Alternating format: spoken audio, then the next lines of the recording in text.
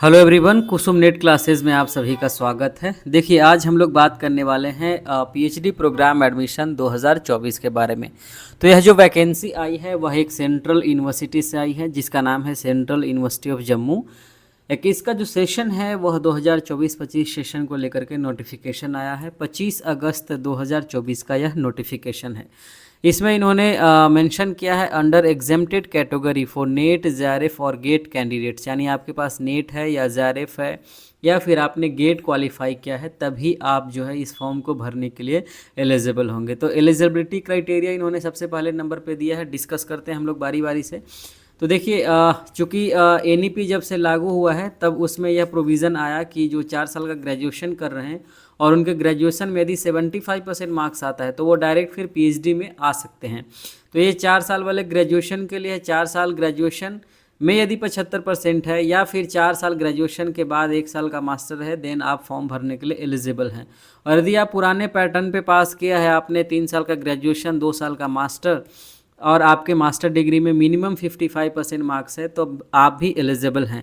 और यदि आप एससी, एसटी, ओबीसी कैटेगरी से बिलोंग करते हैं या फिर पीडब्ल्यूडी कैंडिडेट या फिर ईडब्ल्यूएस, देन आपके मास्टर डिग्री में मिनिमम जो है वो 50% मार्क्स का होना ज़रूरी है। यह बेसिक एलिजिबिलिटी क्राइटेरिया है फॉर्म भरने के लिए।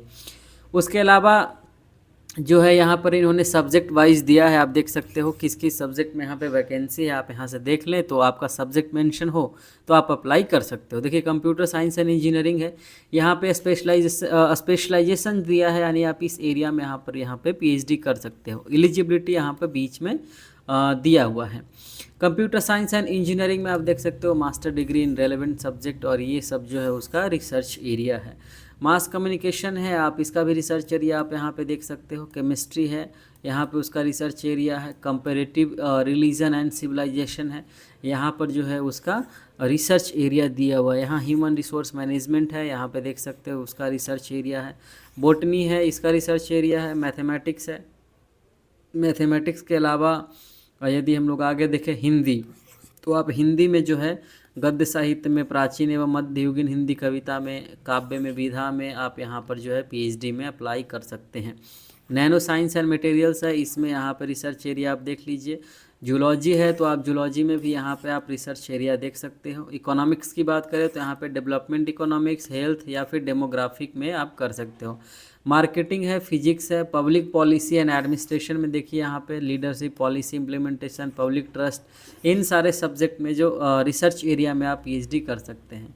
ईसीई है, इलेक्ट्रॉनिक्स एंड कम्युनिकेशन इंजीनियरिंग है, इसका आप रिसर्च एरिया आप यहाँ से देख सकते हो। टूरिज्म ट्रैवल मैनेजमेंट है। नेशनल सिक्योरिटी स्टडीज़ है।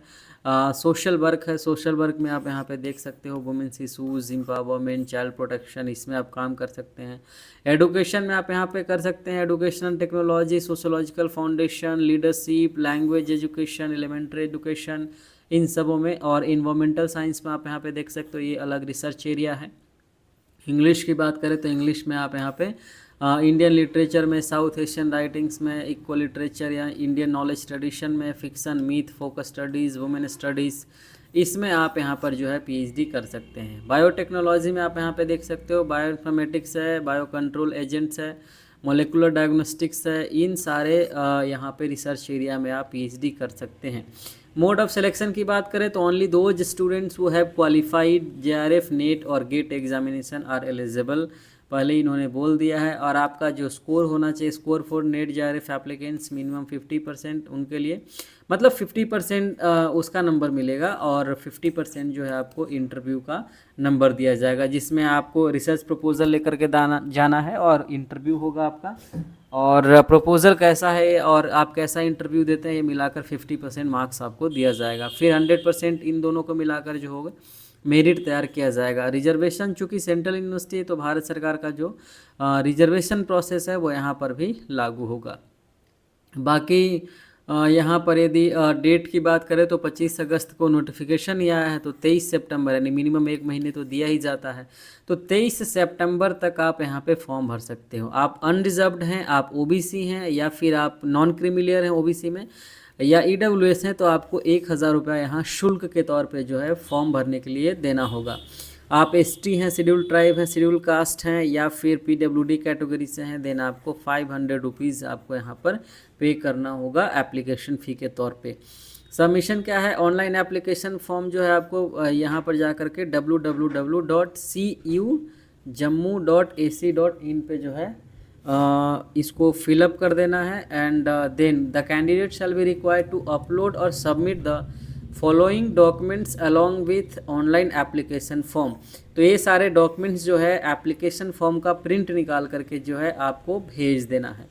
Master degree, final marksheet, certificate, NET JRF का सर्टिफिकेट, कैटेगरी का सर्टिफिकेट यदि आपको रिजर्व कैटेगरी में आते हैं तब। उसके बाद आपको अपलोड कर देना है और यहाँ पर जो है लिंक दिया हुआ है, आप यहाँ से जा कर के अप्लाई कर सकते हो। कोई क्वेरी हो तो आप यहाँ पर मेल करके आप वहाँ से पूछ सकते हैं। बहुत बहुत शुक्रिया साथियों इस वीडियो को देखने के लिए।